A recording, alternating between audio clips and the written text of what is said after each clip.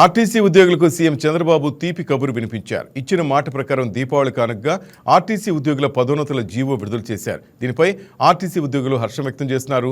పదోన్నతుల కోసం చాలా సంవత్సరాల నుంచి తాము ఎదురు చూస్తున్నామని, కూటమి ప్రభుత్వం ఏర్పడిన తర్వాత పదోన్నతుల జీవో విడుదల చేయడంపై ఆర్టీసీ ఉద్యోగులు సీఎం చంద్రబాబుకు ధన్యవాదాలు తెలిపారు.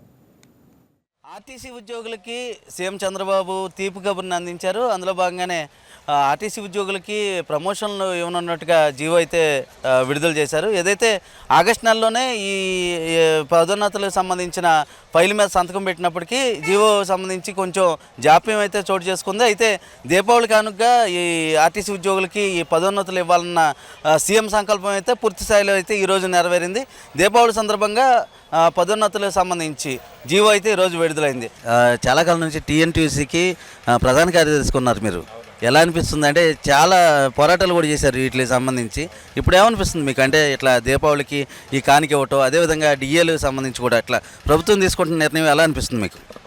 చాలా ఆనందంగా ఉందండి. నా పేరు యార్లగడ్డ రమేష్, కార్మిక పరిషత్తు ఎన్టీఆర్ జిల్లా సెక్రటరీని, రాష్ట్ర ప్రధాన కార్యదర్శి టీఎన్టీయూసీకి.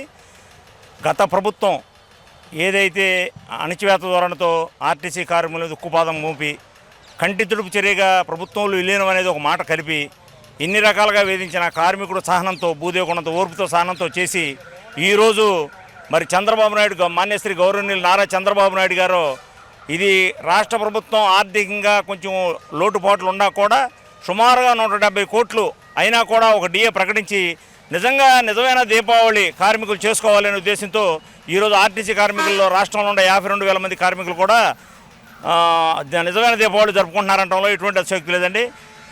ఈ దాంతో టీఎన్టీసీ తరఫున గౌరవనీయులు నారా చంద్రబాబు నాయుడికి హృదయపూర్వక కృతజ్ఞతలు తెలుపుతున్నాము. మేము ఎప్పుడూ నారా చంద్రబాబు నాయుడు గారికి రుణపడి ఉంటాము. అండ్ ఈ సేమ్ డే ఈ రోజున్న కొనకళ్ళ నారాయణరావు, మన ఏపీఎస్ఆర్టీ చైర్మన్ కొనకళ్ళ నారాయణరావు గారు కానీ, జిల్లా మంత్రి కొల్లు రవీంద్ర గారు కానీ ఎంతో ఓర్పుతో కార్మికులకి మనం ఇవ్వాలి అనే ఉద్దేశంతో రకరకాలుగా మనం చంద్రబాబు నాయుడు గారితో మాట్లాడి మంత్రుల మీటింగ్లో ఏంటి అన్ని అసోసియేషన్ పిలిచి మాట్లాడతాం అనేది రాష్ట్ర చరిత్రలో ఎప్పుడూ లేదండి.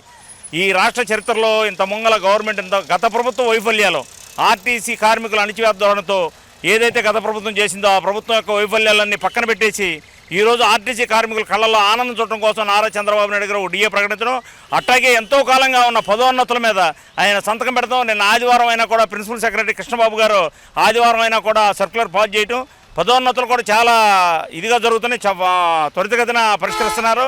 ఈరోజు పండగైనా సరే హాలిడే లేకుండా మా ఆర్టీసీ ఆఫీసులో కూడా ఈరోజు వర్క్ చేసి ఈ పదోన్నతుల మీద ఫైళ్ళు అన్ని తయారు చేస్తున్నారండి. అతి త్వరలో ఒక వారంలో మరి వీళ్ళందరూ ప్రమోషన్ పదోన్నతుల మీద ఉన్నారు. ఎక్కడ దాకా ఎందుకంటే యథార్థంగా నేను 10 సంవత్సరాలైంది ఒక ఏడీసీగా పనిచేస్తా. ఈరోజు నాకు ప్రమోషన్ TA3గా వస్తుందంటే నాకు చాలా ఆనందంగా ఉంది. అట్లాగే డిఏ పెంచారండి. సుమారుగా నేను 3,000 రూపాయలు లబ్ధి పొందుతున్నా గవర్నమెంట్ తరఫున. నారా చంద్రబాబు నాయుడు గారు మరి ఆ రకంగా చేయటం వల్లే మరి మేము ఇలా ఆనందంగా ఈరోజు దీపావళి పండుగ జరుపుకోవడం జరుగుతుందండి.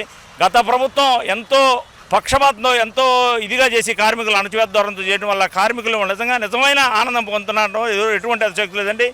దీని తరఫున టీఎన్టీసీ తరఫున, కార్మిక పరిషత్ అసోసియేషన్ తరఫున హృదయపూర్వక కృతజ్ఞతలు నారా చంద్రబాబు నాయుడుకి తెలియపరుస్తున్నా.